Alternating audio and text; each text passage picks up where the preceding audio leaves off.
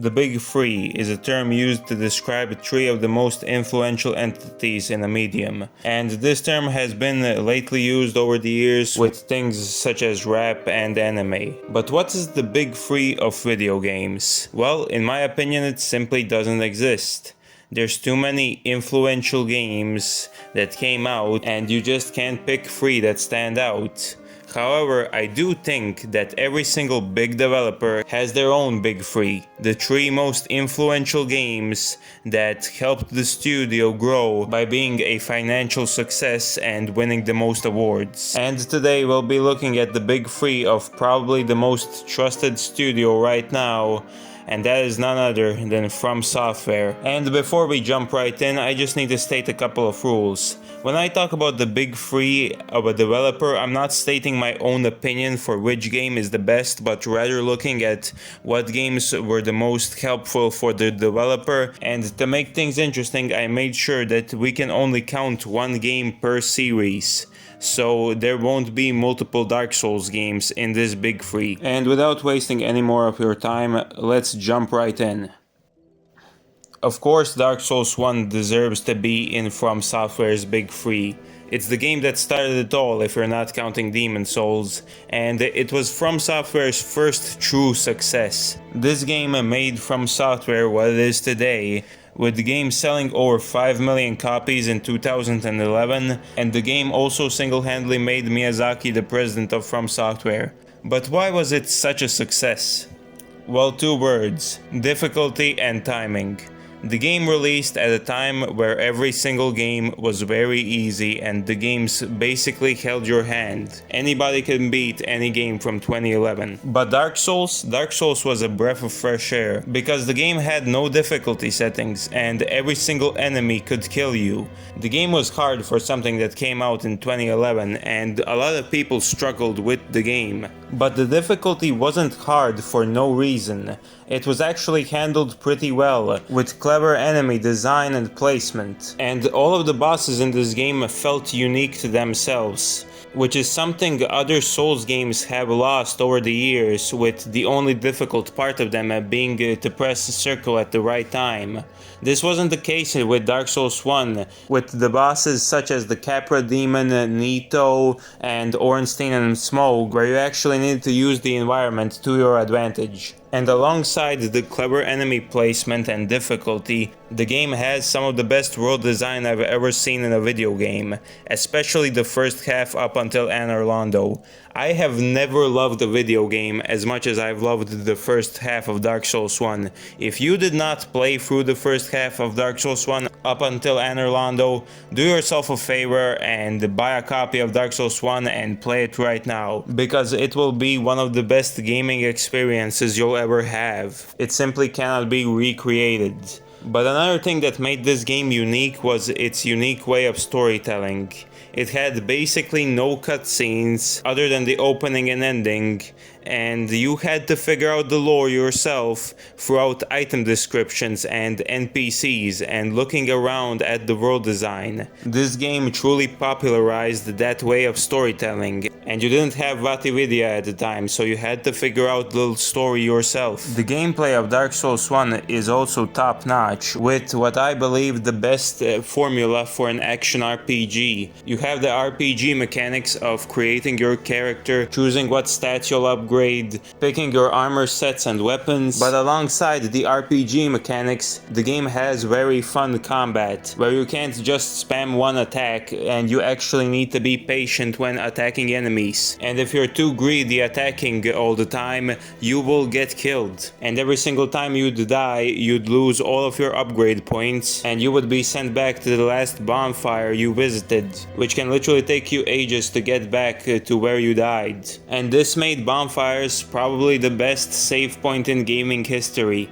It's a beacon of hope in a dark world, and it's the only thing that will help you. The bonfire levels you up, it teleports you, and it saves your progress. But I think the reason I put this in the big three of FromSoftware isn't only that the game was a huge success for FromSoftware and helped them out, but also because of the legacy Dark Souls left behind. Every single new fantasy game basically takes inspiration from FromSoftware's Souls formula, and this formula created both Souls-lights and Souls-likes. Souls-lights are games that take inspiration from the Souls formula but stay unique and true to themselves, are called Souls-lights. These include games like Black Myth Wukong and the new God of War games, while Souls-likes are basically a genre of games that are like Dark Souls, where the game uses Dark Souls' combat system, way of storytelling, and system of bonfires, but sometimes they expand on the formula with unique mechanics. One of the best examples of a Souls-like is Lies of P, which in my opinion rivals a lot of FromSoftware's library of games. But then you also have shit Souls-likes like the original Lords of the Fallen, which completely misunderstood what made Dark Souls so special. Overall, I believe that Dark Souls is easily a part of FromSoftware's big three, and that's because it made FromSoftware who they are today. And without Dark Souls 1, who knows if we would have gotten games like Elden Ring or Bloodborne or even any of the Souls-likes. Dark Souls 1 is truly a one-of-a-kind game, and even though the second half of the game isn't as good as the first half, you simply cannot ignore how amazing and unique this game was for the time. After the success FromSoftware had with their perfect formula with Dark Souls 2 and 3 and Bloodborne, FromSoftware decided to change things up a bit with their next game, and it would take 3 years for it to come out. And the result was Sekiro Shadows Die Twice. Now, while it's not my favorite game made by FromSoftware, its excellence simply cannot be denied. It's not a Souls game, even though everyone considers it one. Sekiro's gameplay is completely different from any other game in the Souls series. I think a lot of people forget that Souls games are meant to be action RPGs. However, Sekiro is not an RPG game in the slightest. It's an action game, and it's beautiful for that. You don't have your typical stats like vitality, strength, dexterity, and stamina. No, you need to upgrade them by collecting either prayer beads or memories you unlock by defeating bosses to upgrade your attack power and HP. And you cannot change anything on your character. You can only use one sword throughout the game, and the armor system has been swapped by an outfit system. The game plays completely differently from any other Souls-like, and one of the reasons for that is the movement. The movement of the game is completely changed from other Souls-likes. First of all, the stamina bar is completely gone. You can jump now. There is stealth, which actually works.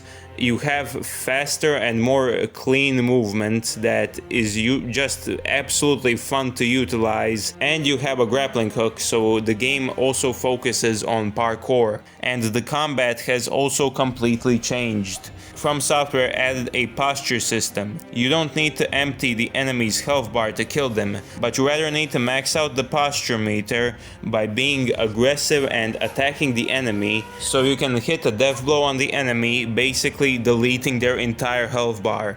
And unlike other Souls games, which primary focus was rolling, in Sekiro you don't have a roll mechanic, and your main focus of the game is parrying. Every single attack in the game except for the grabs can be parried, and every single time you hit a perfect parry, the enemy's posture meter would go up. And this made every single boss fight a beautiful dance of attacks you could easily master, unless you are fighting a monkey. And another thing added to the combat that wasn't in other FromSoftware games are prosthetics. You have a prosthetic arm that you can use in combat, and there are many tools you can give it to your arm, like a flamethrower, an umbrella that you can use as a shield and then attack directly after using it, firecrackers which stun your enemy, and an axe which is most of the time used to break your enemy's posture. and every single prosthetic can be upgraded through a skill tree, and you can make every single prosthetic do different types of damage, like giving the axe the ability to do fire damage. So how did the community react to these changes? Well, they loved them, and while they were hard at first to figure out, people got good at the game, and they realized how much of a masterpiece it really is.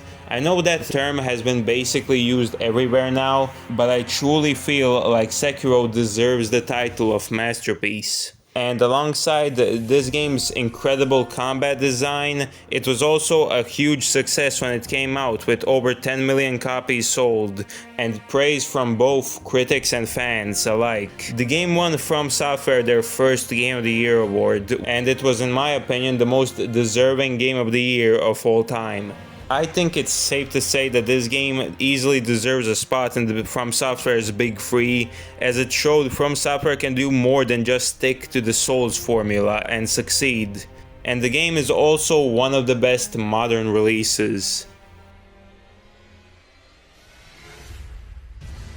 Regardless of your opinion on Elden Ring, whether you think it's an overrated game or you think it's a masterpiece, you can't deny that it's FromSoftware's biggest game yet, and that the game helped them reach new heights as a AAA developer. The game was a success because it did something which many games can't do, and that's expand to a wider audience while keeping the same target audience still engaged. Well, most of the target audience, because you see, one of the reasons this game was so much easier to get into as a new player was the open world, which was a huge selling point for the game. The open world allowed you to do what a lot of Souls games prohibit you from doing, and that's that if you get stuck on a boss, you can go and explore the world and find items that will help you out.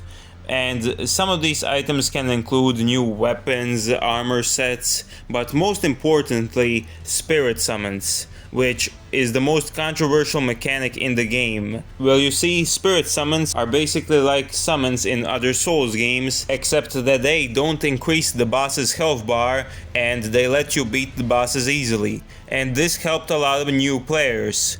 But some specific types of Souls veterans absolutely hated it, and this divided the fan base. Because if you didn't beat the bosses the correct way, then you didn't beat the boss, simple as that. And what is the correct way, you might ask? Well, it's called being stupid, or not using any cheese tactics, not using summons, not using any creative builds, but basically just hitting the boss with a straight sword for 10 minutes. And summons pissed off these types of Souls fans who force you to play the game in a not fun way, but at the same time the bosses just kind of sucked in the main game of Elden Ring.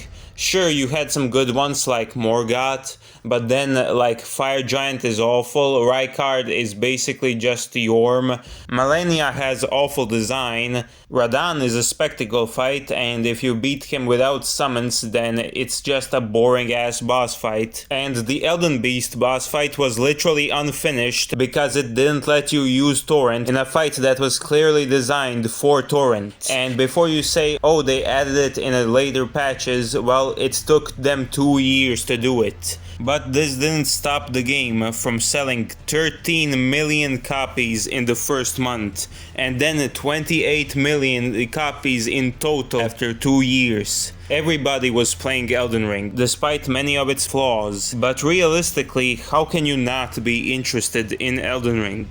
It's an open world game that consists of 99% gameplay, and you can go wherever you want and use whatever weapon, build and armor set you want. It's basically the perfect RPG, and the gameplay is the combination of all previous Dark Souls games.